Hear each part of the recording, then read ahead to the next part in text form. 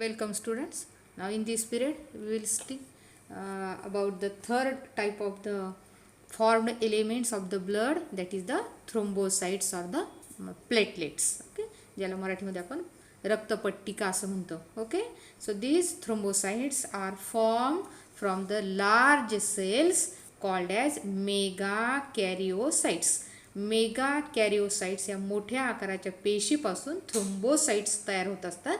आता बघा, मेगा या शब्दाचा अर्थ होतो मोठा, आणि कॅरिऑन म्हणजे न्यूक्लियस, आणि साइट म्हणजे सेल. तर ज्या सेलचा न्यूक्लियस मोठा आहे अशी सेल, न्यूक्लियस मोठा असणारी सेल, तिला म्हणायचं मेगाकॅरिओसाइट्स. तर या मेगाकॅरिओसाइट्स पासून थ्रोम्बोसाइट्सची निर्मिती होत असते. Okay, now these are produced in bone marrow. ह्या ज्या प्लेटलेट्स आहेत किंवा थ्रोम्बोसाइट्स आहेत, हे बोन मॅरोमध्ये तयार होतात. They are small in size, they are oval in shape. Actually these are cell fragments, म्हणजे पेशींचे छोटे छोटे तुकडे आहेत. सेगमेंट्स किंवा फ्रॅगमेंट्स म्हणतो की आपण त्याला. अशा प्रकारे these cell fragments or platelets they are without nucleus. त्यांच्यामध्ये केंद्रक नाही. पेशींचे छोट्या आकाराचे ओव्हल शेप असणारे छोटे फ्रॅगमेंट्स म्हणजे थ्रोम्बोसाइट्स आहेत. त्यांच्यामध्ये केंद्रक नसतो. हा महत्त्वाचा मुद्दा लक्षात ठेवा. हो का. So next point, the normal count of the thrombocytes in the human blood is about 2.5 to 4.5 lakh per cubic millimeter of blood. Cubic millimetre एवढ्या ब्लडमध्ये 2.5 लाख ते 4.5 लाख एवढे थ्रोम्बोसाइट्स असतात. हा त्याचा नॉर्मल काउंट आहे. Wien there is decrease in number of thrombocytes, त्यांची संख्या जर कमी झाली कशापेक्षा, नॉर्मल रेंजपेक्षा. तर नॉर्मल रेंज ही आहे 2.5 लाख ते 4.5 लाख. याच्यापेक्षा जर त्यांची संख्या कमी झाली तर that condition is called as थ्रोम्बोसायटोपेनिया. आत्तापर्यंत आपण RBCचा इरिथ्रोसायटोपेनिया बघितला, WBCमध्ये ल्युकोसायटोपेनिया बघितला, आणि इथे बघा आता थ्रोम्बोसाइट्समध्ये कमी संख्या झाली तर त्याला काय म्हणायचं, thrombocytopenia. Okay student, now this condition causes internal bleeding. Bleeding म्हणजे रक्तस्राव होणे. ओके, तर या कंडिशनमुळे म्हणजे जेव्हा थ्रोम्बोसाइटची संख्या कमी होते त्यावेळेस इंटरनल ब्लिडिंग होते, त्यालाच हिमोरेज म्हटलेले, म्हणजे रक्तस्राव होणे. Okay, now these platelets secrete platelet factors. काही विशिष्ट घटक त्यांच्यामधून स्त्रवले जातात. त्यांचा जो स्त्राव आहे प्लेटलेट्सचा त्याला म्हणायचं platelet factors. These are essential in blood clotting. रक्त गोठण्यासाठी त्या फॅक्टरची आवश्यकता असते. लक्षात आलं. Now they also seal the ruptured blood vessel. आपल्या रक्तवाहिन्या जर काही रप्चर झाल्या काही कारणामुळे, तर त्या रप्चर झालेल्या रक्तवाहिन्या सील करण्यासाठी, म्हणजे सील करणे तुम्हाला माहिती आहे ना, तर ते जिथे रप्चर झालेले आहे ते होल बंद करण्यासाठी प्लेटलेट्सचा जो आहे तो वापर केला जातो. कशा प्रकारे प्लेटलेट्स काय करतात, त्या ठिकाणी एक प्रकारचा प्लग तयार करतात ना. प्लग किंवा त्याला थ्रोम्बस असं म्हटलेलं आहे, की ज्यामुळे मग रक्त बाहेर येणं थांबलं जातं है ना. त्या ठिकाणी तो जो भाग आहे तो सील केला जातो. अशा प्रकारे platelets they seal the ruptured blood vessel by the formation of platelet plug और the plug is also known as thrombus. Now these platelets secrete serotonin. So this serotonin, it is used as a local vasoconstrictor. आता व्हॅसो हा शब्द blood व्हेसलसाठी वापरलेला आहे, आणि constriction म्हणजे आकुंचन पावणे. तर ज्या काही रक्तवाहिन्या डायलेट झालेल्या आहेत तर त्या रक्तवाहिन्यांना आकुंचन करणारा असा घटक कोण आहे, सेरोटोनिन आहे ना. तर ब्लड व्हेसलला कन्स्ट्रिक्ट करणारा सेरोटोनिन तयार करण्याचं काम या ठिकाणी कोण करत असतं, थ्रोम्बोसाइट्स करत असतात. Okay student, I will show you the blood smear which is shown in the textbook on page number 167. Student, तो see here.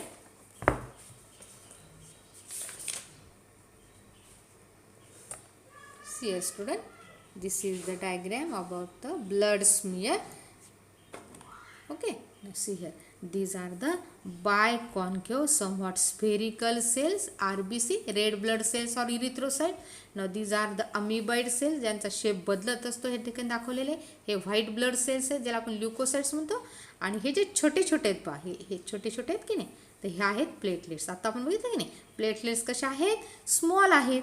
And these are the fragments of the cells. Actually these are fragments of the cells and these are also non nucleated. त्याच्यामध्ये केंद्रक नाही.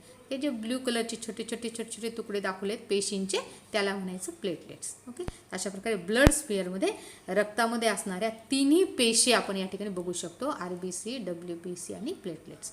Okay student, we'll see about the next article, that is blood clotting किंवा coagulation of blood, ज्याला आपण म्हणतो रक्त गोठण्याची जी क्रिया आहे ती कशी होते ते आपल्याला बघायची आहे. या ठिकाणी बघा, it is the process of converting the liquid blood into solid blood. बघा, अगदी सोपं आहे. या ठिकाणी तुमच्या लक्षात येईल, रक्त गोठणे म्हणजे थोडक्यात काय, की जे द्रव रूपामध्ये रक्त आहे की नाही, त्याचं रूपांतर घन रूपामध्ये करणे, तर याला म्हणायचं blood clot.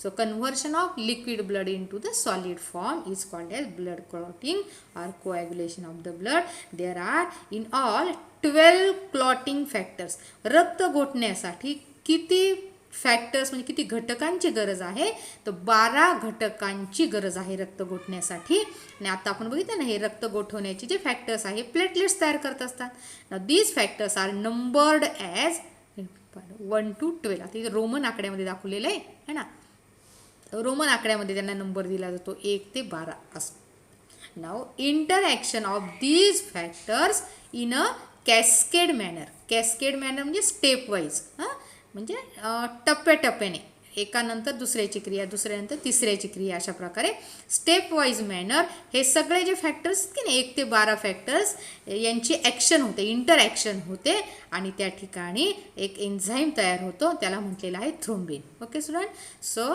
The interaction of these factors, no doubt clotting factors, in a cascade manner leads to the formation of enzyme known as thrombin. Thrombin हा एन्झाईम त्या ठिकाणी तयार होतो आणि this thromboplastin helps in the formation of the enzyme prothrombinase.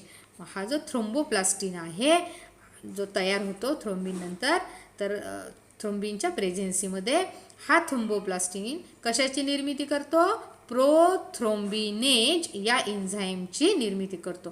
या एन्झाईमचं काय काम आहे, धिस प्रोथ्रोम्बिनेज एन्झाईम इनॲक्टिवेट्स हिपॅरिन. आता तुम्हाला मागच्या तासांमध्ये आपण शिकलेलो आहोत की हिपॅरिन काय करतो, आपल्या ब्लड व्हेसलमध्ये वाहणाऱ्या रक्ताला नेहमी द्रव पदार्थात ठेवतो, लिक्विड कंडिशनमध्ये ठेवतो, त्याला तो कोठू देत नाही शरीरामध्ये. तर या हिपॅरिनला तो इनॲक्टिवेट करतो. पहिला त्याचं कार्य झालं प्रोथ्रोम्बिनेज एन्झाईमचं. आणि दुसरं कार्य काय आहे, it also converts inactive prothrombin into active thrombin. या ठिकाणी लक्षात घ्या, थ्रोम्बोप्लास्टिन प्रोथ्रोम्बिनेजना तयार करतो, प्रोथ्रोम्बिनेज हिपॅरिनला इनॲक्टिव्ह करतो आणि इनॲक्टिव्ह प्रोथ्रोम्बिन या एन्झाईमला थ्रोम्बिनमध्ये तो काय करतो, रूपांतरित करतो. लक्षात आलं तुम्हाला. Now this thrombin converts the soluble blood protein fibrinogen into fibrin. तुम्हाला माहिती आहे की ब्लडमध्ये प्रोटीन्स असतात, आपण मागच्या तासात बघितले कॉन्स्टिट्युएंट्स ऑफ ब्लडमध्ये. तर जो एक ब्लड प्रोटीन आहे फायब्रिनोजन नावाचा, त्याचं रूपांतर फायब्रिनमध्ये करण्याचं काम हा थ्रोम्बिन करतो. आता या ठिकाणी बघा, हा जो थ्रोम्बिन आहे की नाही, हा जो फायब्रिनोजन सॉल्युबल असतो की नाही, त्याचं रूपांतर इनसॉल्युबल अशा फायब्रिन्समध्ये त्या ठिकाणी करत असतो. Okay, see here next step, the fibrin now for a mesh. Mesh म्हणजे एक प्रकारचं नेटवर्क, जाळी तयार करतो ना, मेश म्हणजे जाळी आहे. या फायब्रिनचं काम काय, मग जाळी तयार करणे आहे ना, mesh in which the platelets and some other blood cells they are trapped to form the clot. मग ज्या ठिकाणी जखम झालेली आहे किंवा कट झालेला आहे, काहीतरी दुखापत झालेली आहे, जिथून रक्तस्राव होतो की नाही, त्या रक्तस्रावाची तिथे जाळी तयार केली जाते या फायब्रिनमुळे. फायब्रिन म्हणजे फायबर लाईक स्ट्रक्चर, तंतू आहे की नाही, आणि त्या तंतूमध्ये काय काय पकडलं जातं, काय काय पकडलं जातं या ठिकाणी बघा, प्लेटलेट्स आहेत आणि काही अदर ब्लड सेल्स आहेत आपल्या ब्लडमध्ये असणारे, ते सगळे मिळून त्या ठिकाणी ज्या ठिकाणून ब्लड फ्लो होतं की नाही, तर तो ब्लड फ्लो होणारी जागा बंद करण्यासाठी त्या ठिकाणी क्लॉट तयार करतात, एक जाळी तयार करतात. Okay, and in this way blood coagulation takes place.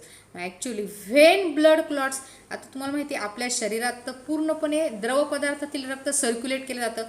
मग ब्लड क्लॉट करण्याची वेळ केव्हा येते? दोन वेळेस या ठिकाणी ब्लड क्लॉट करावे लागते. केव्हा? When blood come in contact with any foreign substance, एखाद्या कोणत्याही परकीय पृष्ठभागाशी जर ब्लडचा संबंध आला तर त्या ठिकाणी ब्लडचं क्लॉटिंग होत असतं, त्यालाच म्हणतात इंट्रिन्सिक प्रोसेस. आणि सेकंड आहे when blood come in contact with damaged tissue. Damage झालेल्या टिश्यूच्या संपर्कात जेव्हा ब्लड येतं त्या ठिकाणी सुद्धा ब्लड क्लॉटिंग केलं जातं, त्या प्रोसेसला म्हणतात एक्सट्रिन्सिक प्रोसेस. ते दोन फक्त नाव लक्षात ठेवा, इंट्रिन्सिक प्रोसेस आणि एक्सट्रिन्सिक प्रोसेसमध्ये clotting of blood takes place. Okay, now these processes involve the interactions of the clotting factors. म्हणजे 12 फॅक्टर्स मी आता तुम्हाला सांगितले, तर ते सगळे फॅक्टर्स एकमेकांशी इंटरॅक्ट होतात कॅस्केड मॅनरने, टप्प्याटप्प्याने, आणि त्या ठिकाणी ब्लडचा क्लॉट तयार केला जातो. आणि त्या ठिकाणी ब्लड क्लॉट होऊन मग ब्लड फ्लो काय होतो, थांबून जातो. ते एक फ्लो चार्ट तुमच्या पुस्तकात दिलेला आहे पान नंबर 168 वर. ओके, तर त्या ठिकाणी तो फ्लो चार्ट आपण बघूया. ठीक आहे, so this is the flow chart given about the clotting of the blood. Here student, in what happens in extrinsic pathway, when blood it comes in contact with damaged tissue outside the blood vessel, what happens, the tissue secretes thromboplastin.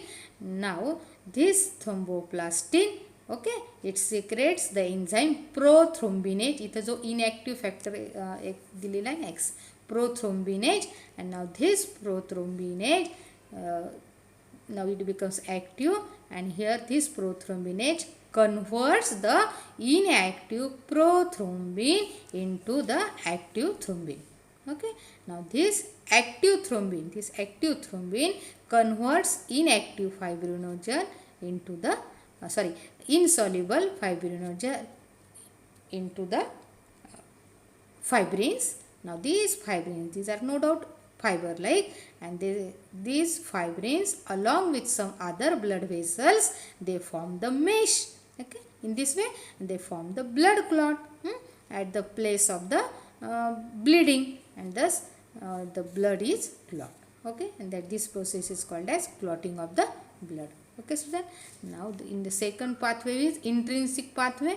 In this intrinsic pathway, when there is damage to the blood vessels, okay, now what happens, again the same process takes place, that is the cascade of the clotting factors. जे 12 factors आहेत त्यांच्यामध्ये step wise मॅनरने interaction होते आणि prothrombinase enzyme तयार केला जातो. हा prothrombinase enzyme जो आहे, जो ॲक्टिवेट आहे, तो इनॲक्टिव्ह प्रोथ्रोम्बिनचं रूपांतर ॲक्टिव्ह थ्रोम्बिनमध्ये करतो. ॲक्टिव्ह थ्रोम्बिन जो आहे तो सॉल्युबल फायब्रिनोजनचं रूपांतर इनसॉल्युबल फायब्रिनमध्ये करतो, आणि हा जो इनसॉल्युबल फायब्रिन आहे तो पुन्हा त्या ठिकाणी मेश तयार करतो, जाळी तयार करतो, आणि त्या ठिकाणी जो ब्लड क्लॉट तयार होतो त्याच्यामुळे ब्लड क्लॉटिंग ही क्रिया जी आहे ती पूर्ण केली जाते. Okay student, so this is about the clotting of blood. Now the next article we will see about the heart. Okay, see here student, you know that the heart is the main pumping organ आहे ना, इथं blood pump केलं जातं है ना, तो जो organ आहे त्याला म्हटलेला आहे heart. So blood is the pumping organ of the circulatory system. Blood is reddish brown in color, and here the heart actually is hollow muscular organ. Okay, and as it is highly muscular, highly vascular, so the heart is reddish brown in colour actually and it is roughly the size of one's fist. Fist म्हणजे बंद मूठ आहे. प्रत्येक व्यक्तीची स्वतःची जी बंद मूठ आहे त्या बंद मुठीच्या आकाराचा त्याचा स्वतःचा हार्ट असतो. प्रत्येक व्यक्तीने आपली मूठ जर बंद केली हाताची आहे की नाही तर त्याचा जो आकार आहे तो त्याच्या हृदयाचा आकार असतो. The average weight is about 300 grams in males and 250 grams in females. म्हणजे या ठिकाणी बघा मेल्समध्ये त्याचं वजन थोडं जास्त आहे की नाही 300 ग्रॅम आहे आणि फिमेलमध्ये 250 ग्रॅम आहे. Now what about the shape of the heart? The heart is conical in shape and it lies in the mediastinum. The mediastinum या शब्दाचा अर्थ होतो the space between the two lungs. तुम्हाला माहिती आहे lungs they are located in the thoracic cage in the chest region आहे ना. 2 lungs are there, left lung and right lung. 2 लंगच्या मध्ये जी जागा आहे त्या जागेला म्हणायचं मिडिॲस्टियम आणि त्या ठिकाणी कोनिकल आकाराचा जो हार्ट आहे तो लोकेट केलेला असतो. Okay. Now the heart is broader at the upper end. Upper एंडला त्यांनी बेस असं म्हटलेलं आहे हृदयाचा upper end and the conical end is lower end. त्याचा जो थोडासा कोनिकल असा शेप आहे लोअर एंड आहे त्याला त्यांनी अपेक्स असं म्हटलेलं आहे. तर ब्रॉड हा बेस आहे आणि कोनिकल त्याचा अपेक्स आहे. Now the conical end of the heart it is slightly tilted to the left side. Tilted म्हणजे झुकलेलं असणे. ॲक्च्युली आपण काय म्हणतो की हृदय हे डाव्या बाजूला आहे तर ॲक्च्युली ते तसं डाव्या बाजूला नाही आहे. हृदय मध्यभागीच आहे. हृदय चेस्ट रिजनच्या मध्यभागीच आहे मेडिॲस्टियममध्ये. परंतु त्याचा जो लोअर एंड आहे की नाही हृदयाचा जो कोनिकल शेपचा आहे तो थोडासा स्लाइटली म्हणजे किंचित असा थोडासा टिल्ट झालेला आहे डाव्या साईडला म्हणजे झुकलेला आहे डाव्या साईडला. म्हणून आपल्याला असं वाटतं की हृदय जे आहे ते डाव्या साईडला आहे. Okay student. And actually this heart rest above the diaphragm. म्हणजे कशावर रेस्ट झालेला आहे तर डायफ्रॅम आहे. तर डायफ्रॅम तुम्हाला माहिती आहे डायफ्रॅम म्हणजे हा असा पडदा आहे की जो आपल्या शरीराचे 2 भाग करतो. तुम्हाला माहिती आहे डायफ्रॅमच्या वरच्या बाजूला आपण थोरॅसिक कॅव्हिटीमध्ये म्हणजे पूर्ण छातीचा भाग आला आणि डायफ्रॅमच्या खाली आपलं पूर्ण ॲब्डॉमिनल रिजन म्हणजे पोटाचा भाग झाला. समजलं तुम्हाला. तर हा diaphragm divides the body cavity into 2 thoracic cavity and abdominal cavity. Okay student. तर त्या डायफ्रॅमवर हा रेस्ट झालेला आहे heart. Now heart is enclosed in a membranous sac. Membrane म्हणजे आवरण. तर विशिष्ट प्रकारच्या आवरणाची बनलेली सॅक आहे. त्या सॅकमध्ये हार्ट जो आहे तो इन्क्लोज झालेला आहे आणि त्या सॅकला म्हणायचं पेरिकार्डियम. लक्षात. आता इथे बघा लक्षात कसं ठेवायचं बघा. पेरी म्हणजे सभोवती आहे की नाही. पेरीफेरी म्हणतो की नाही सभोवती सराउंडिंग आणि कार्डी हा जो शब्द हा हार्टसाठी वापरला गेलेला आहे म्हणजे हृदयाच्या सभोवती है ना. तर हृदयाच्या सभोवती जी सॅक आहे मेम्ब्रेनची बनलेली जी सॅक आहे त्या सॅकला काय म्हणायचं pericardium. Now this pericardium is formed of 2 main layers. Pericardium he double layered आहे 2 लेयरची बनलेली आहे. Outer layer is called as fibrous pericardium. Okay, and the inner layer is called as serous pericardium. इथपर्यंत समजलं. नाव जो इनर लेयर आहे serous pericardium it is soft, it is moist and it is elastic. Inner layer is elastic and it is formed of squamous epithelium. Squamous epithelium पण आपण बघितलेलं आहे.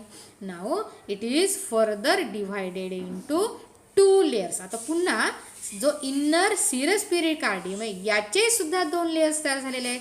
या 2 लेयर्समध्ये parietal layer आहे आणि व्हिसरल लेयर आहे. Okay. So parietal no doubt outer layer झाला हा परायटल आणि व्हिसरल लेयर हा इन्नर लेयर आहे. So these 2 layers are again separated by the pericardial space. या 2 लेयर्सच्या मध्ये जो गॅप आहे की नाही त्याला आपण पेरिकार्डियल स्पेस म्हणू शकतो. आणि this space it is not empty actually it is filled with pericardial fluid. एक द्रव पदार्थ त्याच्यामध्ये भरलेला आहे आणि तो किती आहे साधारणतः 50 ml. 50 ml असा जो फ्लुइड आहे पेरिकार्डियल फ्लुइड त्याला म्हणायचं, तो त्या भागामध्ये भरलेला आहे. Now this pericardial fluid it acts as a shock absorber है ना. तर शॉक ॲब्सॉर्बर म्हणजे ज्याला शॉक म्हणतो तुम्हाला जसं आता बघा मोटरसायकलला वगैरे शॉक ॲब्सॉर्बर असतात ना. ओके, तर धक्कारोधक असतात त्याला किंवा धक्का काय म्हणणार आपण त्याला ॲब्सॉर्ब करणारे शोषून घेणार आहे ना. तशा प्रकारचा शॉक ॲब्सॉर्बर म्हणून हा पेरिकार्डियल फ्लुइड काम करतो. It also protects the heart from the mechanical injuries. Injuries त्या ठिकाणी होऊ नये आणि त्याच्यापासून हृदयाचं संरक्षण करण्याचं काम हा पेरिकार्डियल फ्लुइड करत असतो. It also keeps the heart moist, कारण ते लिक्विड आहे की नाही त्याच्यामुळे हार्ट नेहमी मॉइस्ट ओलसर ठेवलं जातं. आणि it also acts as a lubricant. Lubricant मराठीमध्ये वंगण असं म्हणतो बघा आपण ना. कोणत्याही मशीनचे काही पार्ट्स जर आवाज करत असेल घर्षणामुळे तर त्याच्यामध्ये ऑइल सोडलं जातं, ऑइलिंग केलं जातं आहे की नाही, घर्षण कमी व्हावं म्हणून. तशा प्रकारचं एक प्रकारचं नॅचरल लुब्रिकंट म्हणून हा फ्लुइड काम करत असतो. तर या ठिकाणी बघा हा जो सिम्बॉलिक डायग्रॅम तुमच्या समजण्यासाठी मी काढलेला आहे. असं परीक्षेला वगैरे काही काढायचं नाही आपल्याला, हा तुमच्या लवकर तुम्हाला कन्सेप्ट कळावं म्हणून मी काढलेला आहे. पण या ठिकाणी हार्ट आहे समजा, हे हार्ट 4 चेंबर हार्ट मी दाखवलेले. आता हे हार्टच्या बाहेर जे आहे ना हे सगळं पेरिकार्डियम आहे. ओके, आता हे पेरिकार्डियमचे लेयर्स आपल्याला बघायचे आहेत. बघा या ठिकाणी हार्ट आहे. आता बघा हा पूर्ण पेरिकार्डियम आहे. सध्या एवढं लक्षात द्या, हा पूर्ण पेरिकार्डियम ह्या रेड मेम्ब्रेनपासून ह्या ब्ल्यू मेम्ब्रेनपर्यंत त्याचे 2 भाग झालेले आहेत पेरिकार्डियमचे. पहिला भाग आहे आउटर, त्याला म्हटलेलं आहे फायब्रस पेरिकार्डियम. आता फक्त लक्षात ठेवा, हा ब्ल्यू कलरचा भाग आहे की नाही, हा ब्ल्यू कलरचा पूर्ण कोण आहे फायब्रस पेरिकार्डियम. इथपर्यंत समजलं. आता दुसरा लेयर आहे बघा, हा दुसरा लेयर आहे सिरस लेयर. 2 नावं लक्षात राहिले, फायब्रस पेरिकार्डियम आणि सिरस पेरिकार्डियम म्हणा किंवा सिरस लेयर म्हणा, झाले 2 लेयर. आता सिरस लेयरचे पुन्हा 2 भाग झालेले. आता बघा सिरस लेयरचा किंवा सिरस पेरिकार्डियमचा बाहेरचा लेयर आहे परायटल लेयर. त्याला आपण म्हणतो parietal layer of serous pericardium. आणि आतमधला जो लेयर आहे त्याला म्हणायचं visceral layer of serous pericardium.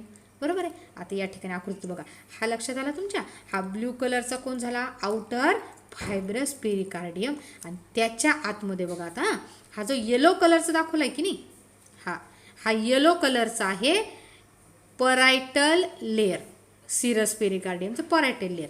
हा कोणाच्या आतमध्ये आहे आता फायब्रसच्या, म्हणजे फायब्रसच्या आतमध्ये कोण आहे परायटल लेयर. ओके, परायटल लेयरच्या आतमध्ये पुन्हा हा तिसरा रेडिश कलरचा दाखवलेला आहे मी, हा कोण आहे व्हिसरल लेयर. आणि हे 2 लेयर कोणाचे आहेत सिरसचे. लक्षात आलं तुम्हाला. तर हा परायटल लेयर आणि हा व्हिसरल लेयर या दोन्हीच्या मध्ये ही गॅप आहे की नाही, हा जो गॅप आहे याला म्हणायचं परायटल स्पेस. राहील लक्षात तुम्हाला. म्हणजे परायटल लेयर आणि व्हिसरल लेयरच्या मध्ये असणारा गॅप परायटल स्पेस आहे. आणि हा जो स्पेस आहे it is not empty. This parietal space it is filled with parietal fluid. हेच नाव त्याला दिलेले परायटल फ्लुइड. त्याचे जे फंक्शन्स हे आता आपण शिकलो. That acts as a shock absorber, protects the brain from injuries. बरोबर आहे, आलं लक्षात तुम्हाला. So this is the fluid. आता हे जे फ्लुइड आहे आता हे परायटल फ्लुइड आहे, ते परायटल स्पेसमध्ये आहे. Okay sir. So this is about the pericardium, that is the membranous sac that protects the heart. Okay sir. See here छोटासा फ्लो चार्ट मी या ठिकाणी काढला आहे. ॲक्च्युली हा नंतर काढला मी, पण इथे बघा तुम्ही. Pericardium membranous sac it is divided into 2 layers. Outer layer fibrous pericardium, inner layer serous pericardium. Okay, आता फायब्रसचे पुन्हा विभाग नाही, फायब्रस एकेरीस लेयर आहे. बरोबर आहे. आपण सिरसचे 2 लेयर झालेले आहेत. सिरस पेरिकार्डियमचे बाहेरचा लेयर परायटल लेयर, आतला लेयर व्हिसरल लेयर. दोन्हीच्या मध्ये जो स्पेस आहे तो आहे परायटल स्पेस. आणि परायटल स्पेसमध्ये जे फ्लुइड आहे त्याला म्हणायचं parietal fluid. Okay student, so in this way here we complete the pericardium of the heart and the thrombocytes. Okay, student. So in the next period we will see about the heart wall and the external internal structure of the heart. Okay, student. Till then, goodbye.